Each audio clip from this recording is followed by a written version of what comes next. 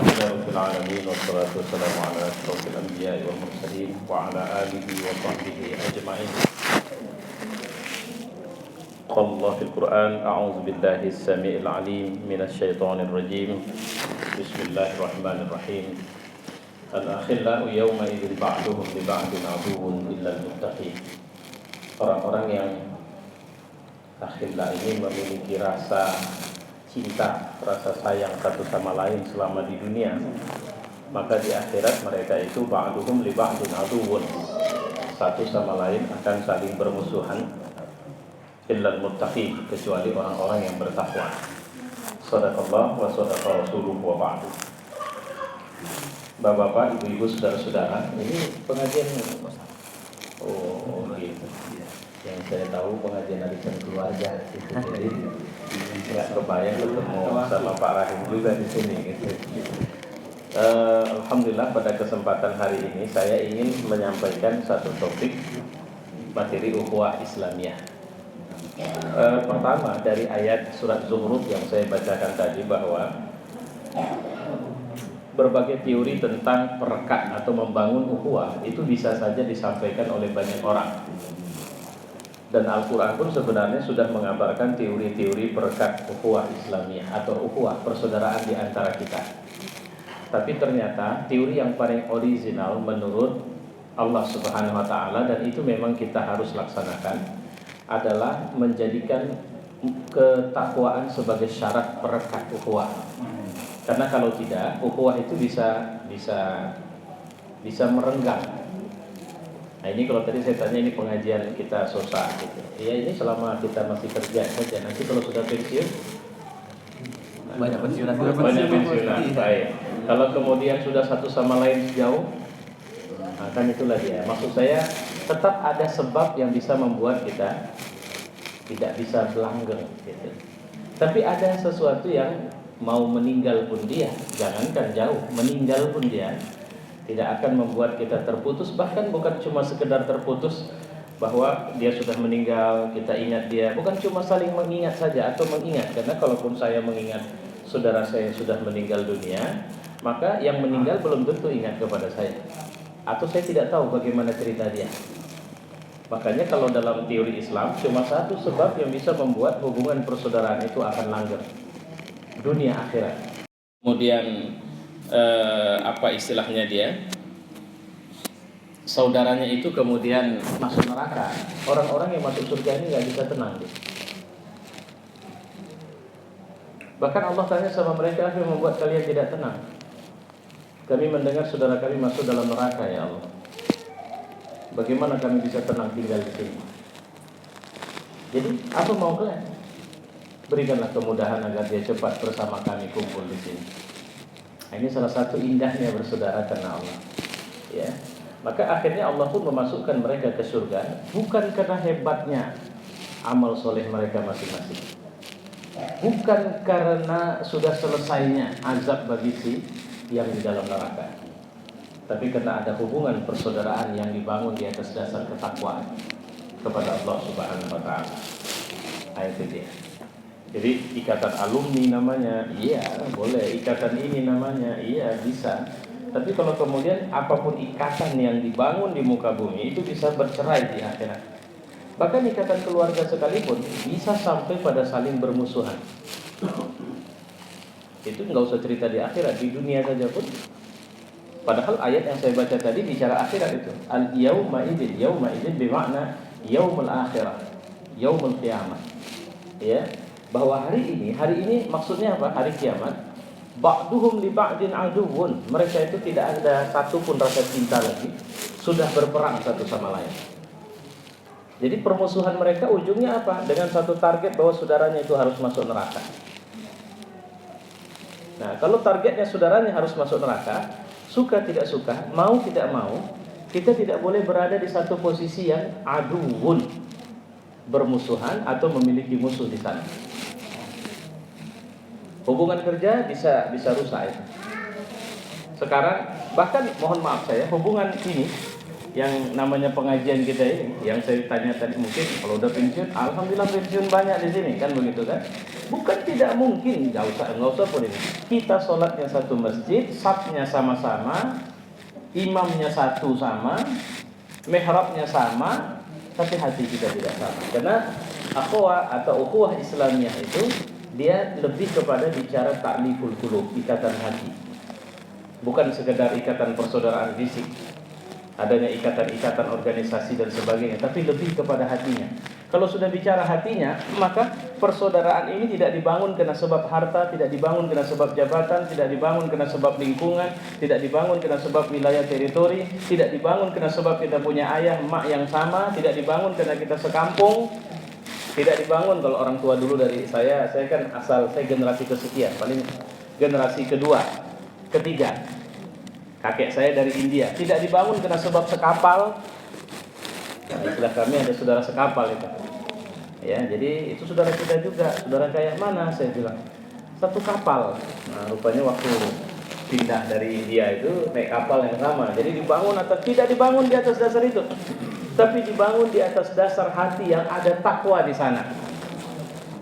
Ya. Kalau hati dibangun di atas dasar takwa, maka persaudaraan seperti ini tidak akan memandang hina saudaranya yang miskin. Tidak akan memandang rendah saudaranya yang jabatannya rendah.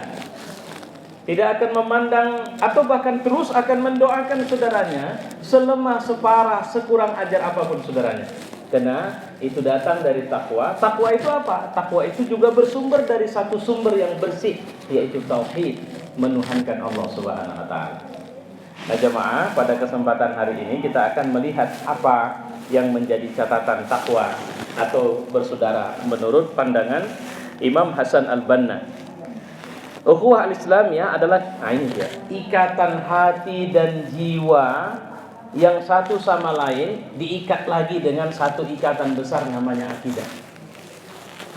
Saya ulang sekali lagi, dia sudah diikat hatinya, udah diikat jiwanya. Kalau sudah diikat hatinya, Pak, ciri orang yang bersaudara karena Allah tidak ada hasad. Karena dalam Quran itu ada perkataan dalam satu hadis ada perkataan hubungan persaudaraan orang-orang mukmin di surga kal qalbil wahid, seperti hati yang satu. Sementara hubungan persaudaraan manusia orang mukmin di dunia kal jasadil wahid, seperti tubuh yang satu. Jadi seperti badan saya ini saja. Jadi kemarin saya minta anak saya pijit jari kaki saya karena saya sedikit tahu ya pakai belajar dari internet, lihat kalau mata yang sakit ini yang dipijit, begitu. Rupanya pijitannya dahsyat kali. Sampai luka di dalam saya lihat, bengkaklah jari kaki saya itu. Cuma menghilang pula sakit matanya, cuma sakit yang di sana. Tak bisa jalan, tak tenang tidur, begitulah dia bawaannya. Itulah yang dimaksud dengan kal jasadil wahid. Apa indikasi kal jasadil wahid? Indikasinya adalah kalau ada luka, ada sakit, ada tidak enak di satu bahagian tubuh kita, semua terganggu. Tapi hati-hati, masih ada badan itu, masih ada kaki itu, masih ada tangan itu, tapi tak terasa lagi sakit. Kenapa, Pak? Sudah stroke. Kenapa stroke? Stroke itu salah satu indikasinya tidak ada lagi aliran darah ke sana. Jadi aliran darah sudah nggak ada. Nah, udah nggak ada aliran darah, dicubit, dipukul, dipotong pun tak terasa lagi sama dia. Artinya tubuhnya masih ada, tapi akhawiyahnya hilang, persaudaraannya hilang. Kenapa persaudaraan hilang? Karena tak mengalir lagi darah. Maka persaudaraan itu bisa hilang kalau aliran darah. Nah, kalau kita bawa bahasa syariat tadi, aliran akidah atau tauhid itu tidak ada di sana. Ya. Saya punya pengalaman ini, ada seorang Hindu bukan Muslim.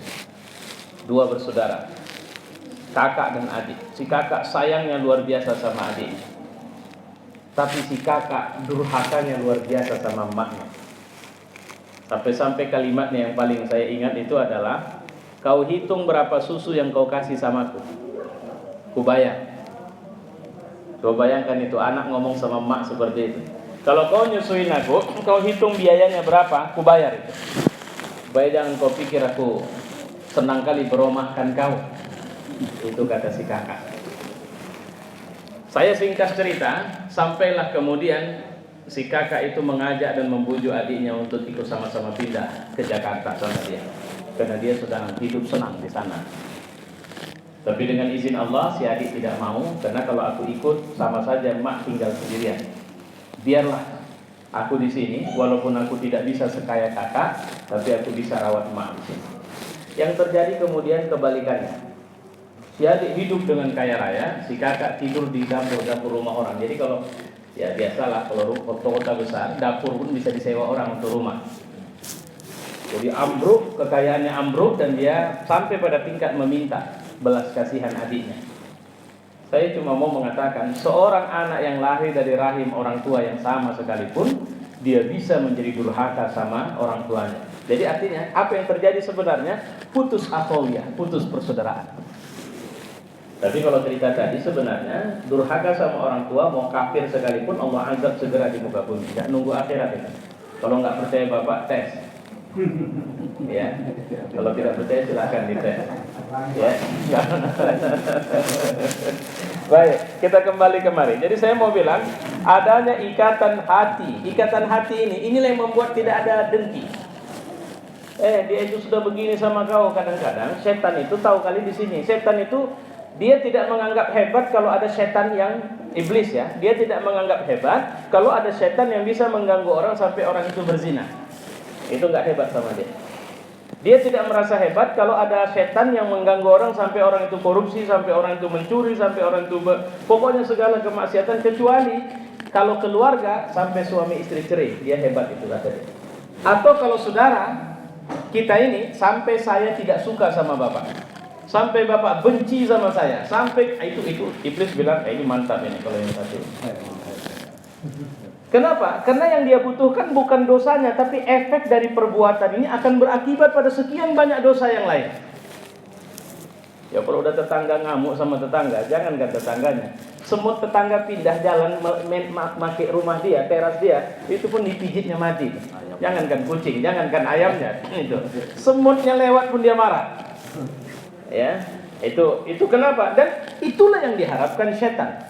Negara ini juga binasa karena terjadi hubungan hasad. Hasad itu bukan orang tidak bersaudara, tapi ada kedengkian. Dan hasad ini ngeri Pak, ini bahaya sekali. Karena di permukaan dia akan tersenyum, tapi di belakang dia akan menikam, dia akan menyayat dan sebagainya. Baik. Apa yang bisa membuat langgeng ikatan hati dan jiwa? Satu, aqidatul tauhid. Kita ini sudahlah, ya mana? Saya belum hafal ini. Shahibul Bait yang mana? Oh, Masya Allah. Mohon maaf saya. Masya Allah, rumahnya besar. Kan begitu kan Pak ya? Tapi berapa lama beliau bisa tinggal di rumah ini? Ya seumur hidup beliau. Cinta kali, suka kali, senang kali, sayang kali, nggak ada cerita kalau sudah meninggal. Bukan tetangga, keluarga yang mencintainya itu yang menolakkannya dari rumah ini. Kenapa? Karena ini hanya hak orang hidup, bukan hak orang mati. Allah hanya berikan kesempatan untuk menikmati rumah seperti ini bagi orang hidup, bukan orang mati. Jadi artinya usia kita tidak lama. Allah sudah ingatkan berulang-ulang bahwa ada kehidupan di luar kehidupan kita yang sekarang ini, yang di situ kita tidak lagi bisa beramal saleh. Contoh, idza mata ibnu adam inqata amaluhu illa salat. Kalau sudah mati anak Adam, udah nggak usah cerita dia bisnis ini itu. Kalau mau bisnis, 3 bisnis inilah perkuat. Apa bisnis pertama? Wa waladun shalih yad'ulah. Berbisnislah untuk membuat anakmu bukan S2, S3, S10. Tapi berbisnislah untuk menjadikan apapun posisi hidup anakmu, apapun perolehan hidup anakmu, jadikan dia anak solehmu. Kenapa? Karena coba bayangkan kalau nanti kita melintas di kuburan. Dan coba bayangkan ada berapa banyak orang yang sudah dimakamkan di sana. Apa yang diharapkannya dari kita? Itu kita. Bayangkan kalau kita sudah di sana, kira-kira apa yang kita butuhkan dari anak kita, saudara kita, dan semuanya. Lempar duit ke kubur itu? Atau karena ini mau pilkada, penawaran jadi wali kota? Tidak. Yang kita harapkan apa? Ya doalah dia mendoakan kita. Ini proyek pertama kalau Bapak mau pasang proyek akhirat. Yang kalau Bapak sudah meninggal, Ibu sudah meninggal, ini akan terus mengalir sebagai pahala ke kubur. Baru proyek kedua adalah ilmu yuntafa, ilmu-ilmu yang bermanfaat. Yang dimaksud dengan bermanfaat itu ilmu yang dia sudah kita dapat, dia bisa memberi pengaruh baik bagi dunia dan akhirat kita. Itu yang dimaksud dengan ilmu yuntafa. Ya, saya ulang sekali lagi, ilmu yang bisa memberi pengaruh baik bagi dunia dan akhirat kita. Dan itu bukan harus ilmu-ilmu dini ya, ilmu-ilmu agama. Bapak ngajar Quran, bapak enggak, bukan itu. Saya pernah ingat sekali satu hari saya keluar dari satu masjid, melihat seorang bapak yang kepayahan untuk membuka kunci sepeda motornya. Karena sepeda motor itu kunci apa yang seperti itu. Nah, jadi dia udah buka kuncinya tapi dia tarik tidak bisa. Saya begitu turun, saya bilang, Bapak tarik sampai kuat, itu kawat sepeda motor itu akan patah. Kenapa? Bapak perhatikan bahwa yang harus Bapak lakukan pertama, memutar roda sepeda motor itu supaya posisi kawat itu antara dua jari kunci itu. Karena nyangkut dia. Tapi dia tidak memperhatikan, tahu dia kalau udah dikunci siap kunci buka. Sama seperti ada rumah, kalau dibuka begitu saja nggak bisa. Saya bilang sampai kiamat pun nggak bisa kau buka. Jadi bagaimana? Kau tulak dulu sedikit pintu itu, baru kau buka kuncinya, baru kau bisa. Itu ilmu. Itu yang saya maksud dengan ilmu. Ilmu yuntafa. Ya, atau saya bilang, wah bapak keren ini smartphone-nya, udah ada aplikasi Al-Quran, udah ada aplikasi hadis. Belum Ustaz, oke mari sini biar saya instalkan. Itu ilmu yuntafa. Atau saya mengajari dia untuk bagaimana dia bisa melakukan sesuatu yang jauh lebih dari sekedar memakai smartphone dia untuk game, misalnya. Ya. Atau kemudian, wah saya nggak tahu jalan ini kemana saya ini. Udah, saya tinggal buka, ada satu aplikasi map di smartphone, tinggal buka, tuh masukkan nama jalan, dia main kerja dengan satelit, kemudian dia bisa kasih tahu ini sebelah sini jalan. Ilmu yuntafa. Jadi bukan sekedar ilmu agama. Ya, baru yang ketiga, sedekahun jariyah. Sedekahun jariyah ini adalah sedekah yang terus-menerus bisa memberikan kebaikan sama kita. Banyak bentuknya. Ya. Bisa di daerah tidak ada air, kita bangunkan sumur bor. Bisa di daerah yang susah, masyarakatnya kalau ngantar anak sekolah harus melewati sungai, kita bangunkan jembatan. Atau bisa seorang anak cerdas tapi orang tuanya miskin, kita sekolahkan. Macam-macam bentuknya. Kalau saya bilang, ibu udahlah, nggak usah lagi kasih makan betul-betul orang yang memang payah makan. Karena kalau kasih makan tuh sekarang orang kalau kelas makan, saya pikir mayoritas kita udah tak sulit. Tapi ada juga memang yang kalau tidak kerja dia tak makan. Nah yang kayak gitu silakan kasih makan. Tapi sekarang lebih kepada bagaimana amal kita itu bukan amal kasih makan saja, tapi amal yang kalau kita mati, amal itu masih kerja terus. Saya mohon maaf, saya sering kali, bukan saya berbangga, tidak, karena ini amal orang lain. Saya tamat SMP, tidak bisa mengaji, ada orang yang mengajikan saya. Saya tamat SMA, tidak bisa kuliah, ada orang yang mengkuliahkan saya. Orang yang mengajikan dan mengkuliahkan ini sudah meninggal dunia. Coba menurut Bapak, saya ceramah, apa enggak ada bagian dia? Ada. Nah itu dia. Ya. Baik, kita balik kemari. Dengan demikian, ikatan akidah ini membuat langgeng.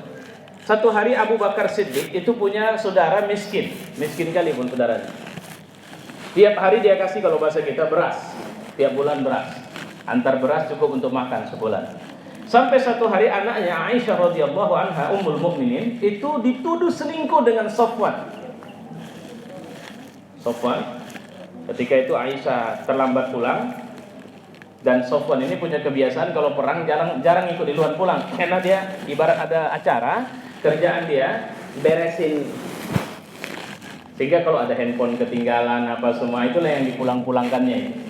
Kebetulan kali ini yang ketinggalan istri Rasulullah SAW. Kenapa bisa ketinggalan? Karena adab yang dimiliki oleh para sahabat, istri Rasul kalau dibawa perang itu ditaruh di atas tandu yang tertutup. Dan Aisyah ini memang ada tidak ada dia, kayaknya masih lebih berat lagi tandu itu ketimbang dia, karena memang dia orangnya kurus kecil.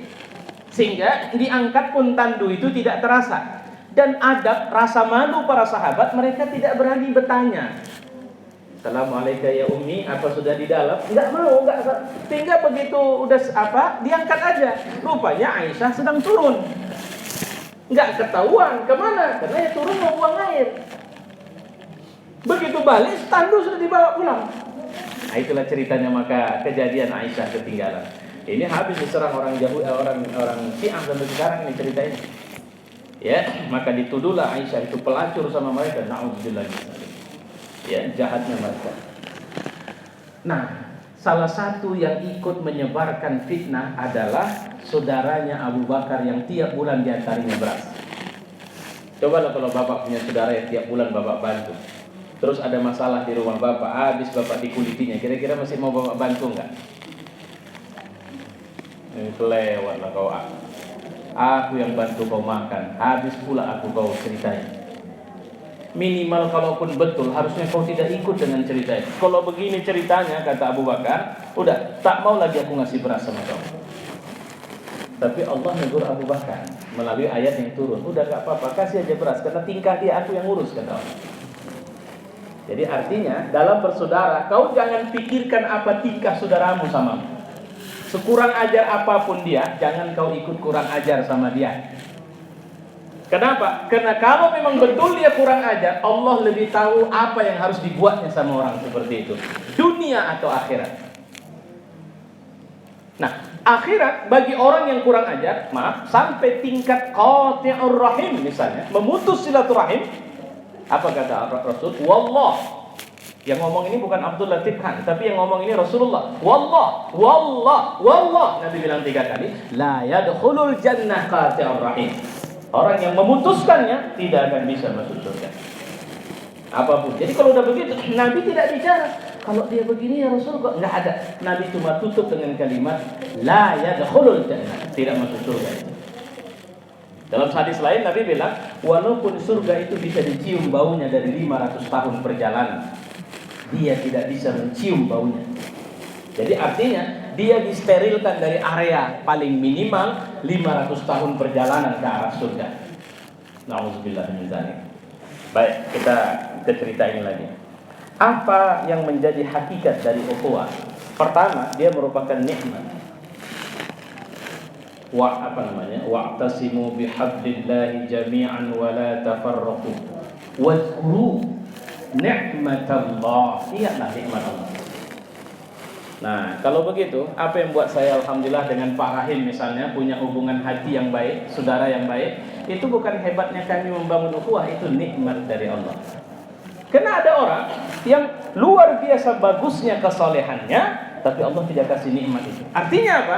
Dia tidak punya hubungan baik dengan saudaranya. Wadhkuru ni'matallahi id kuntum a'da'an fa'alafa baina qulubikum. Maka kami satukan hati kami. Kenapa? Dulu kalian ini bermusuhan, kata Rasulullah, kata Allah dalam Quran, dalam surah Ali Imran itu.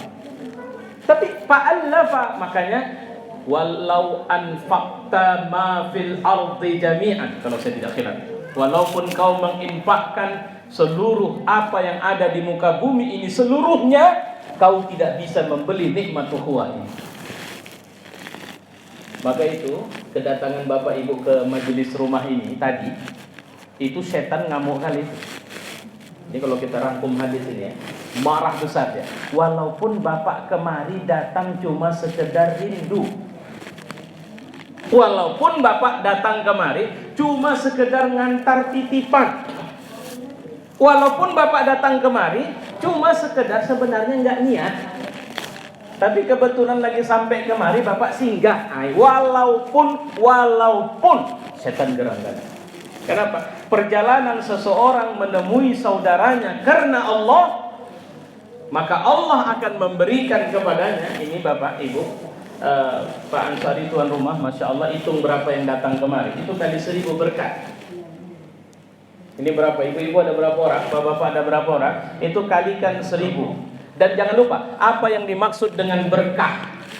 Berkah itu adalah karunia yang kalau dia diberikan, itu akan memberikan manfaat dunia dan akhirat kita. Berkah itu akan memudahkan kita membangun kesalehan. Maka ciri rumah yang diberkahi adalah rumah yang selalu saja orang mukmin mengunjunginya. Itu dia. Makanya saya mohon maaf, bukan saya ngajarin bapak-bapak terus kemudian nanti jadi jatah peluang saya bisa ceramah, enggak. Kalau bapak punya rezeki lebih banyak, orang kampung itu bapak tengok jarang ada pengajian, buat di rumah bapak. 10 orang datang, 10 berkat. Plus selama ada pengajian, selama itu malaikat mubeng-mubeng di rumah kita. Ngapain? Mendoakan semua kita yang ada dalam rumah ini.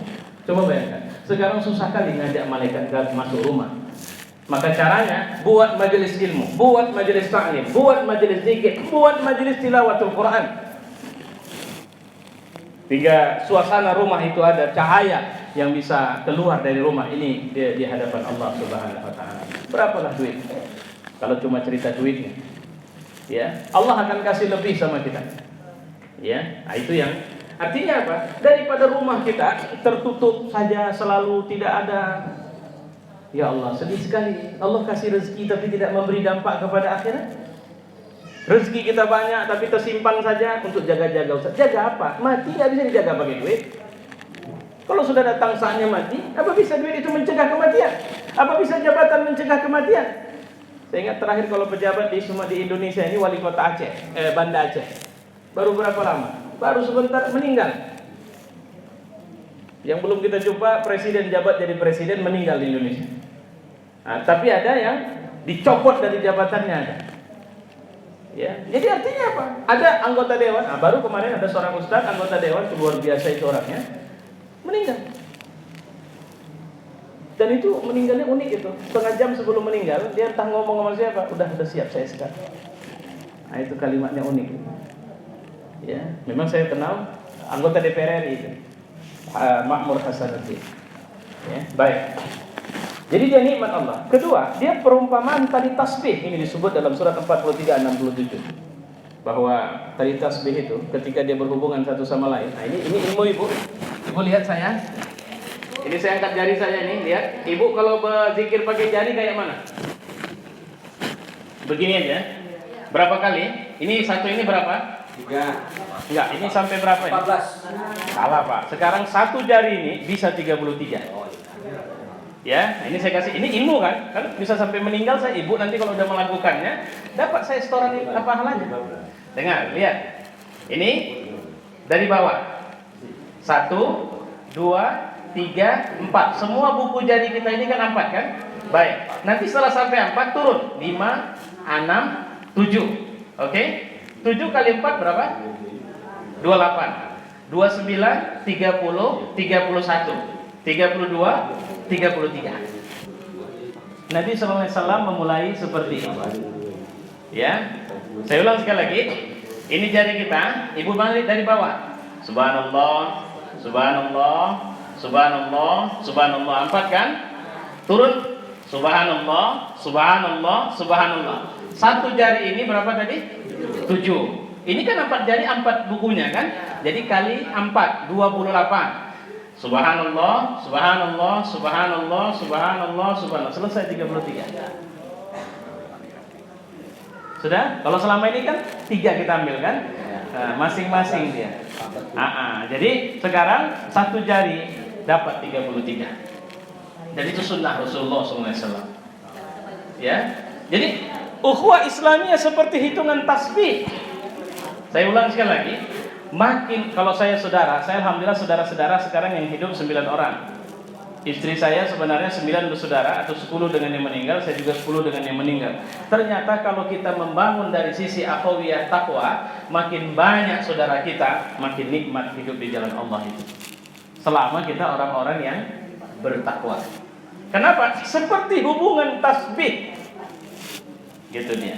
Apa yang dimaksud seperti hubungan hitungan tasbih, bukan tasbihnya. Ya, akan memudahkan kita untuk menguatkan ketakwaan kita kepada Allah Subhanahu wa taala. Alhamdulillah saya dapat satu ilmu ini dimaksud dengan ilmul yuntafa. Nah, kalau tadi kan nanti kalau ibu buat itu dapatlah saya ini multi level yang paling berkah ini. Ya. Nanti cari downline ya, Ibu ya. Kalau orang yang ahli multi level itu kan dia cari downline. Nah, cari downline, ajarkan itu menghitung tasbih dengan menggunakan jari. Ya, insya Allah kita dapat downline, insya Allah pahalanya dapat juga ke saya. Nah, ya Bu, ya bercabang terus. Baik, ketiga, akhawiyah atau ukhuwah Islamiyah ini merupakan arahan Rabbani. Ini arahan Allah Subhanahu wa taala. Allah menyuruh kita bersaudara. Dan Kalau ada orang yang disuruh atau merasa tidak disuruh Allah, pasti dia tidak memiliki pemahaman yang benar tentang Allah Subhanahu wa taala. Ya. Kemudian ini merupakan cermin kekuatan iman. Apa yang merusak? Makanya ada kalimat itu, wala taj'al fi qulubina ghillah. Pernah dengar ayat itu kan? Wala taj'al fi qulubina ghillan lil ladzina amanu. Apa maksudnya? Ya Tuhan, janganlah jadikan dalam hati kami rasa dendam lil ladzina amanu. Bukan kepada orang kafir. Lil ladzina amanu. Ternyata ghil itu bisa muncul sesama mukmin. Bapak merasa jabatan Bapak dijatuhkan kena faktor siano, muncul penyakit itu biasanya. Itu yang disebut dengan ghil. Ghil ini beda dengan hasad. Kalau hasad itu dengki. Dan perusak ukhuwah yang dilakukan oleh setan adalah memunculkan ghil, dendam, sama hasad, dengki. Dua ini saja itu. Apa yang membuat Qabil membunuh Habil? Dengki. Apa yang membuat setan, iblis sampai sekarang tetap berupaya untuk merusak kita, sehebat dan sesoleh apapun kita? Dendam. Dia merasa kena sebab Adam lah dia disirnakan. Baik. Apa beda ukhuwah Islamiyah dengan ukhuwah jahiliyah? Pertama, ukhuwah Islamiyah bersifat abadi dan universal karena berdasarkan akidah dan syariat. Bahkan satu hal, saya kemarin menyampaikan satu video yang terus terang membuat menangis tentang hati yang mengeras dan membatu. Bahwa rupanya seorang ulama saleh mengatakan, di antara tanda mengerasnya hatimu adalah tidak pedulinya engkau dengan urusan umat Islam. Kita tak mau tahu lah, Yaman itu nggak usahlah kita pikirin kan. Sesama Islam pun berantak. Di Syria itu sesama Islam berantak. Di Irak sesama Islam berantak. Nah ini karena tak paham dia. Terus apa? Tak perlu kita pikirin. Bagus kita pikirin anak kita apa semua. Ini tanda mengerasnya hatinya. Itu kata seorang alim. Jika kau dalam berjalan, engkau tidak peduli dengan seorang susah. Jika kau menerima penghasilan, kau tidak tahu ada berapa banyak orang yang butuh penghasilan itu. Jika kau diberi karunia dan kau tidak peduli dengan orang lain, maka sebenarnya itu pertanda mengerasnya hati. Nah, akidah Islamiyah, tanda bahwa kita memiliki akidah ini minimal dalam doa kita selipkan. Ya Rabb, cairkanlah. Ya Rabb, berikan kemenangan kepada orang Islam di sana. Ya, ingat dulu kasus Bosnia. Filmnya kita tonton, tiap masjid kita putar itu. Sekarang kalau sempat kita mutar cerita kasus Suriah di masjid-masjid, udah dituding kita. Ini ada ISIS-nya nampaknya di sini. Kenapa muncul? Karena juga di negeri kita sudah ada orang yang tidak suka Islam itu terbangun dengan baik di negeri ini. Ya, baik. Kedua, ukhuwah Islamiyah bersifat temporer. Ukhuwah jahiliyah bersifat temporer. Yang dimaksud jahiliyah ini tidak dibangun di atas dasar syariat. Waktu kerja masih bersaudara, bagus sekali. Contoh lah, saya ambil contoh aja saya. Hormat kali orang sama saya waktu saya masih menjabat sebagai anggota dewan. Berhenti, memang mohon maaf saya nggak menuduh, belum saya tes memang pingin juga saya mentesnya, mau mendatangi pejabat-pejabat itu sekedar silaturahim. Apakah dia akan semudah waktu saya anggota dewan untuk menerima saya? Tapi rata-rata saya pernah suruh seorang, udah ada, nggak usah saya bilang lah, kepala daerah di satu tempat. Ini beliau ini dulunya anggota dewan di satu tempat. Jadi ada sebuah event, ini kepala daerah begitu dekatnya sama saya. Terus saya bilang, udah saya bincangkan sama dia, Ustadz tinggal lanjutkan sama Bapak ini untuk kemudian silakan supaya event kita bisa berjalan. Oh iya Ustadz, apa? Iya Bapak pun nomornya kan, udah ganti nomornya. Belum, itu aja nomor saya. Itu di depan saya lah komunikasi itu. Udah kapan aja Bapak telepon? Lama kemudian saya telepon si Ustadz. Udah hubungan Ustadz, capek aku nelponnya, capek aku nge-SMS-nya, tak ada jawaban. Nomorku masih nomor yang lama. Nomor dia katanya nomor yang sama. Waktu kita coba call masih nomor itu. Tapi satu kali pun dia tidak memberikan jawaban. Kenapa? Itu dimaksud dengan ukhuwah jahiliyah. Jadi bangun atas ikatan kerja. Sudah ada. Jadi kita sudahi. Insya Allah lain kali ada waktu kita. Di Sosa nanti Pak Insya Allah kalau Mari kita tutup dengan doa. Alhamdulillahirabbil alamin wassalatu wassalamu ala asyrofil anbiya'i wal mursalin wa ala alihi wa sahbihi ajma'in. Allahumma ij'al hadha jam'ana fi hadzal majlisi jam'an marhuma wa tafarruquna min ba'dihi tafarruqan ma'suma. Rabbana atina fid dunya hasanah wa fil akhirati hasanah wa qina 'adzaban nar. Wa sallallahu wasallam ala Muhammad wa ala alihi wa sahbihi ajma'in. Walhamdulillahi rabbil alamin. Taqabbalallahu minkum.